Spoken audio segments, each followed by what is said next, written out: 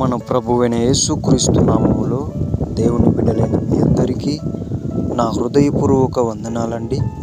ఈరోజు దేవుని మాటలు మార్కు సువార్త 3వ అధ్యాయము 35వ వచనం.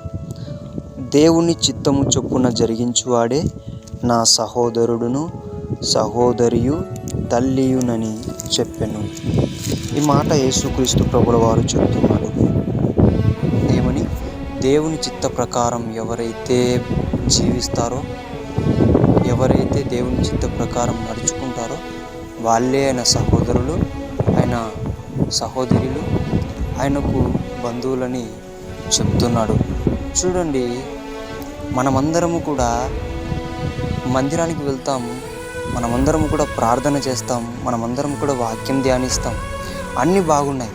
కానీ దేవుడు మన జీవితాలలో గొప్ప గొప్ప కార్యములు జరిగించడం లేదు, మన పట్ల అద్భుతాలు చేయడం లేదు. గల కారణం ఏంటంటే ఒక్కసారన్నా ఆలోచించారా? అన్నీ చేస్తున్నాం కానీ దేవుని చిత్త ప్రకారము మనం చేయడం లేదు, దేవుని ప్రణాళిక ప్రకారం మనము చేయడం లేదు. అందుకే ఆయన ఏమన్నాడంటే, ఆయన తల్లిని పట్టుకొని, ఆయన సహోదరులను పట్టుకొని, నా పని చేసేవాళ్ళు, దేవుని చిత్తం జరిగించే వాళ్ళు మాత్రమే నా సహోదరులు నా తల్లియు అని చెప్పాడు.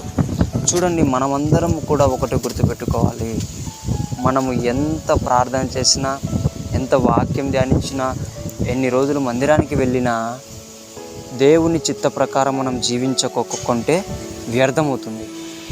ఇవన్నీ చేస్తూ దేవుని ప్రణాళికను కనుగొని, దేవుని చిత్తాన్ని కనుగొని, నీ ప్రార్థన ద్వారా నువ్వు విశ్వాసం ఎలా ఆయన చిత్తాన్ని జరిగించేవానిలాగా ఉండి, ఆయన సహోదరునిగా, ఆయనకు బంధువునిగా, నువ్వు ఆయన కుమారునిగా, కుమార్తెగా ఉండాలని దేవుని పేట మనవి చేసుకుంటున్నాను.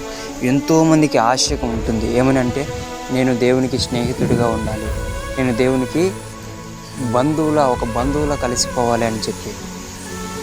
అలా ఎవరికైనా కోరిక ఉంటే ఇది ఖచ్చితంగా చేయండి. దేవుడు మీతో ఒక బంధువులాగా, ఒక స్నేహితునిలాగా సహవాసం చేస్తాడు. ఎలా అంటే దేవుని చిత్త ప్రకారం నీ జీవితంలో అమలు చేసుకో. దేవుడు నిన్ను దీవించుకున్నాక ప్రార్థించుకున్నాం. మహాపరిశుద్ధుడైన మా తండ్రి, నీకు వందనాలయ్యా. నీ పని చేసేవాళ్ళు, నీ చిత్తానుసారంగా నీ ప్రణాళిక చొప్పున జరిగించే వాళ్ళే నీ సహోదరులు, నీ స్నేహితులు, నీ బంధువులని చెప్పావు ప్రభువా. అటువంటి బిడ్డలుగా మేము ఉండుటకు నా ప్రార్థన చేసి, వాక్యం చదివి, మందిరానికి వెళ్ళి నీ చిత్త ప్రకారం చేయకుండా మేము ఎక్కడ మిస్ అవుతున్నామో మమ్మల్ని క్షమించి మా మార్గమును నీ చిత్తానుసారంగా తీసుకెళ్ళమని యేసు నామములో ప్రార్థిస్తున్నాం తండ్రి. ఆమేన్.